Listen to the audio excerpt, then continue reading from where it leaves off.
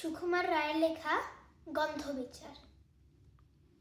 সিংহাসনে বসলো রাজা, বাজলো কাসর ঘণ্টা, ছটপটিয়ে উঠল কেঁপে মন্ত্রী বুড়োর মনটা।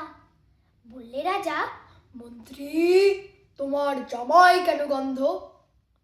মন্ত্রী বলেন, এসেন্স দিচ্ছি, গন্ধ তো নাই মন্দ।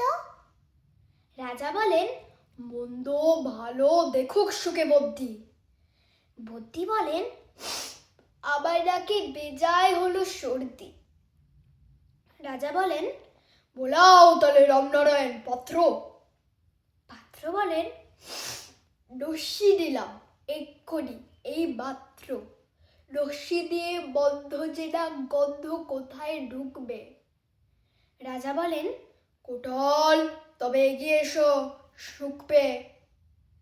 কোটাল বলে, পান খেয়েছি, মশলা তাতে কর্পূর, গন্ধেটাই মন্দ আমার একেবারে ভরপুর। রাজা বলেন, আসুক তাহলে শের পালোয়ান ভীম সিং। ভীম বলে, আজ করছে আমার সমস্ত গা ঝ্যামঝ্যাম, রাত্রে আমার বখার হলো, বলছি হুজুর ঠিক বাত। বলেই শুলো রাজসভাতে, চক্ষু বুঝে চিত। রাজার শালা চন্দ্রকেতু তালেই ধরে শেষটা। বললে রাজা, তুমি না হয় করো না ভাই চেষ্টা। চন্দ্র বলেন, মারতে চাও তো ডাকাও না গো জল্লাদ, গন্ধ শুকে মরতে হবে আবার কি আহ্লাদ। ছিল হাজির বৃদ্ধ নাজির, বয়সটি তার 90। ভাবলো মনে, ভয় কেন আর, একদিন তো মরবই। সাহস করে বললে বুড়ো, মিথ্যে সবাই বকছিস, শুকতে পারি হুকুম পেলে এবং পেলে বকছিস।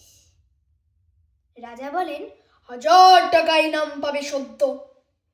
তাই না শুনে উৎসাহেতে উঠল বুড়ো মব্দ, যাওয়ার পরে নাক ঠেকিয়ে শুকলো, কত গন্ধ রইল অটল। দেখলো লোকে, বিস্ময় বাক বন্ধ। রাজ্যে হলো জয় জয়াকার, বাজলো কাসর ঢক্কা। বাপ রে, কি তেজ বুড়োর হাড়ে, পায় না সে যে অক্কা।